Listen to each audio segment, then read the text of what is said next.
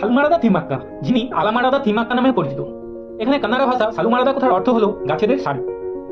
কর্ণাটক রাজ্যের একজন ভারতীয় পরিবেশবিদ হলেন এই থিমাক্কা। 1911 সালে কর্ণাটকের তৎকালীন গুবি, যেটা বর্তমানে তুমরুক জেলায়, ওনার জন্ম। খুব ছোট বয়সে ওনার বিয়ে হয়ে যায়, কিন্তু কিছু বছর পরেও ওনার সন্তান না হওয়ার কারণে উনি আত্মহত্যার চেষ্টা করেন। ওনার স্বামী ওনার আত্মবিশ্বাস বাড়ায় এবং দুইজনে মিলে গাছ লাগাতে শুরু করেন।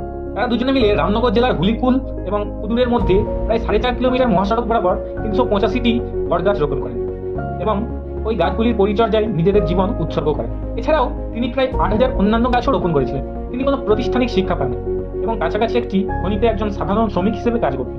তার কাজ ভারতের জাতীয় নাগরিক পুরস্কারে সম্মানিত হয়েছিল, ভারত সরকার কর্তৃক স্বীকৃত, এবং 2019 সালে তাকে পদ্মশ্রী প্রদান করা হয়। ক্যালিফোর্নিয়া, লস অ্যাঞ্জেলেস এবং ওকল্যান্ডে অবস্থিত একটি মার্কিন পরিবেশ সংস্থা, যার নাম থিমাক্কাস রিসোর্সেস ফর এনভায়রনমেন্টাল এডুকেশন, তার নামে নামকরণ করা হয়েছে। কর্ণাটকের কেন্দ্রীয় বিশ্ববিদ্যালয় 2019 সালে থিমাক্কার জন্য সম্মানসূচক ডক্টরেট ডিগ্রি ঘোষণা করেছে। থিমাক্কা 14 নভেম্বর 2025 সালে বেঙ্গালুরুতে 114 বছর বয়সে মারা যান। আজ তিনি হয়তো আমাদের মধ্যে নেই, কিন্তু এই রামনগর জেলার ছায়াবৃত রাস্তার দুই ধারে অসংখ্য গাছেদের মধ্যে তিনি সারা জীবন বেঁচে থাকবেন গাছেদের মা হয়ে।